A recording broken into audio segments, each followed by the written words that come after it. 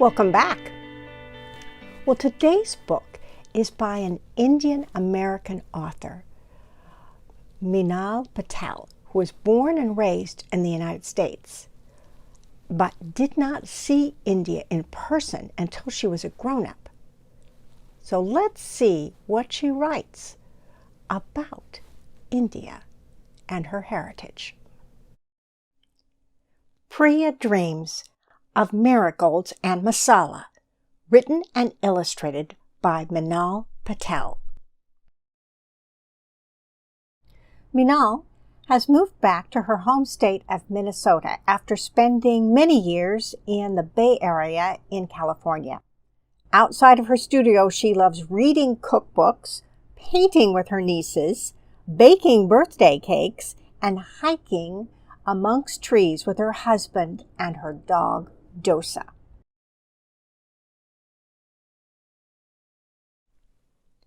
This house is on a small street in a small city in the United States. It is the only house on the street with an Indian family. It's the only house on the street that has a garland of bright orange marigolds hanging in the doorway. It's the only house on the street with a family inside who passes down rotli for dinner. It's the only house on the street where an old woman emerges in a colorful sari to pick marigolds from the garden. Priya rushes into the house after school. She hears the clang of metal pots and smells simmering spices. Babiba has already started cooking dinner,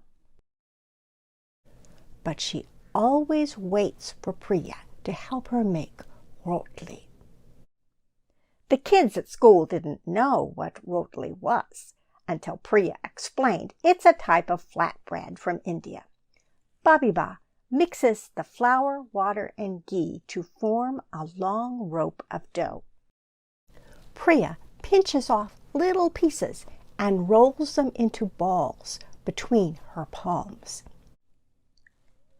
Babiba quickly rolls the balls out thin and round before cooking them on the stove and drizzling them with ghee. They do this together every day.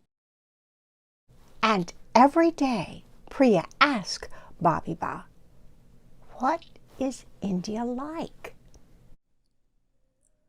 Babiba tells her India is the smell of roasted cumin and the masala at the spice market that tickles your nose.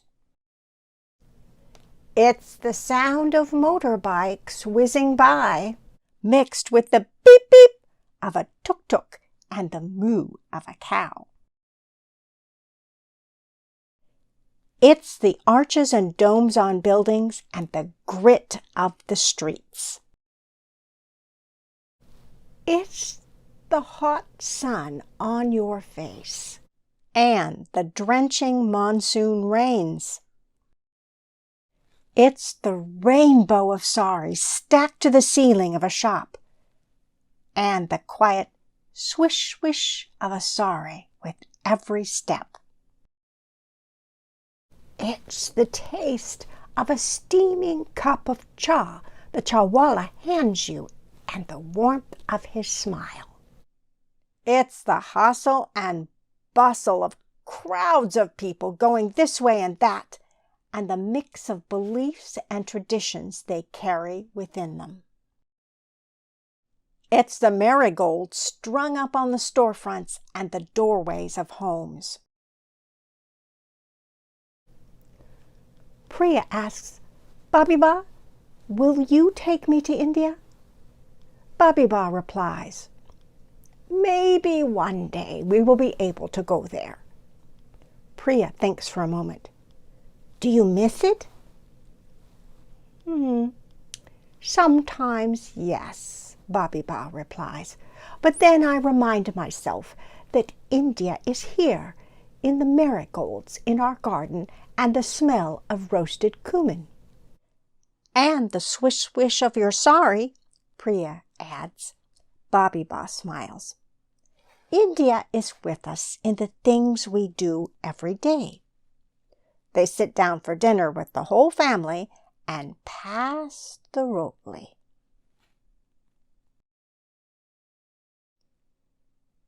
In the winter, when it snows, Priya notices that Bobby Bot doesn't go out in the morning because there are no marigolds to pick.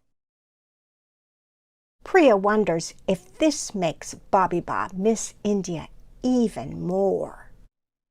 The next day at school, Priya makes little orange marigolds out of paper during art class.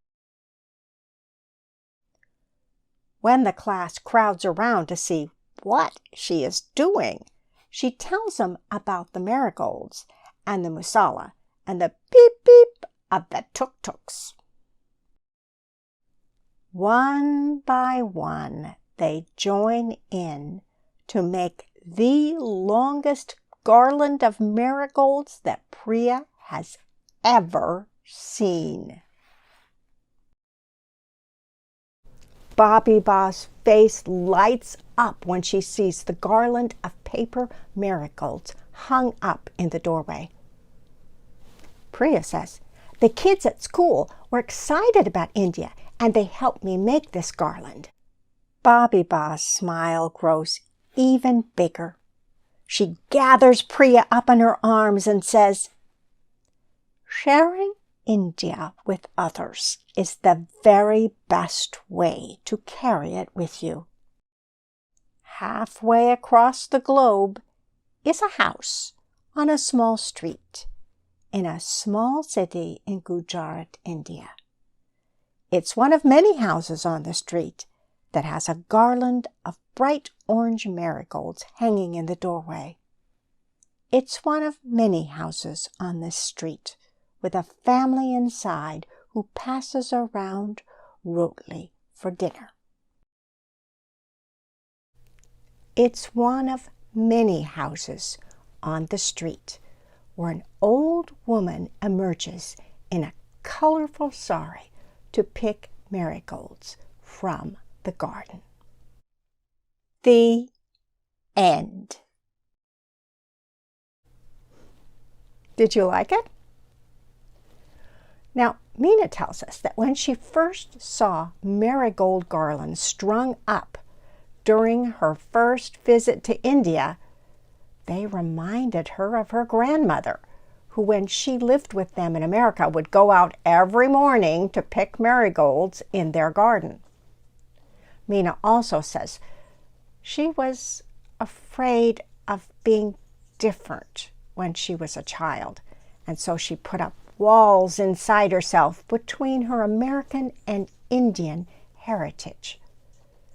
And then as a grown-up, she began to allow herself to share both sides of her two ancestries with others.